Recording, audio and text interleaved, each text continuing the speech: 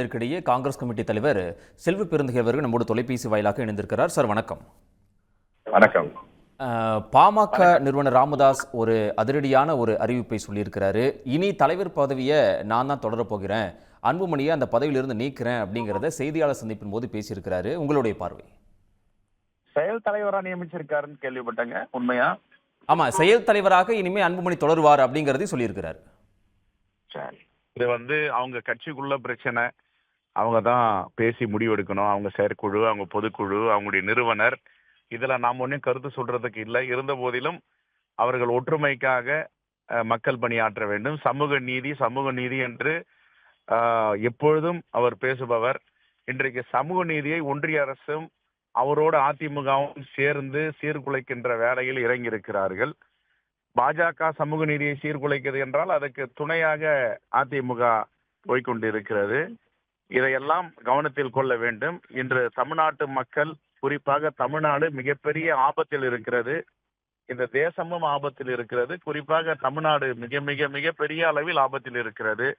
மும்மொழி கொள்கையை திணிப்போம் என்று பாஜக சொல்லுகிறது. அப்ப பாட்டாளி மக்கள் கட்சி மும்மொழி கொள்கையை ஏற்றுக்கொள்ளுகிறதா என்ற கேள்வி எழுகிறது. தமிழ் புறக்கணிப்பு என்று சொல்லுகிறார்கள். தமிழ் புறக்கணிப்பை பாமக ஏற்றுக்கொள்ளுகிறதா என்ற கேள்வி எழுகிறது.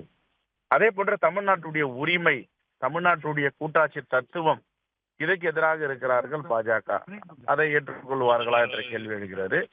ஆகவே பள்ளி கல்வித்துறைக்கு கொடுக்க வேண்டிய நம்முடைய குழந்தைகள், தமிழ்நாட்டு குழந்தைகள் படிக்கிறது 2350 கோடி ரூபாய் கொடுக்க மாட்டோம் என்று மறுதளித்து வேறொரு மாநிலத்துக்கு திருப்பி விட்டிருக்கிறார்கள். இதையெல்லாம் ஏற்றுக்கொள்கிறார்களா? இதெல்லாம் தான் கேள்வி. ஆனா இந்த காலகட்டத்தில் பாட்டாளி மக்கள் கட்சியுடைய தமிழ்நாட்டு மக்களுக்கு ஆற்ற வேண்டிய பணி அளப்பரியாத பணி.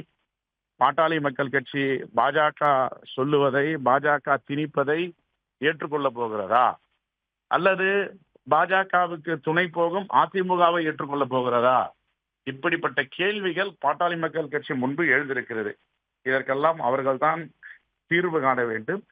ஆனால் என்னை பொறுத்தவரை தமிழ்நாட்டு மக்களின் நலனுள்ள மருத்துவர், நிறுவனர், பாமகவின் நிறுவனர், அவர் தமிழ்நாட்டு மக்கள் பக்கம் நிற்க போகிறாரா, கூட்டணிக்காக பாஜக அதிமுக பக்கம் நிற்க போகிறாரா என்று மக்கள் பார்த்து கொண்டிருக்கிறார்கள். அவர்கள் தான் இதில் பதில் சொல்ல வேண்டும்.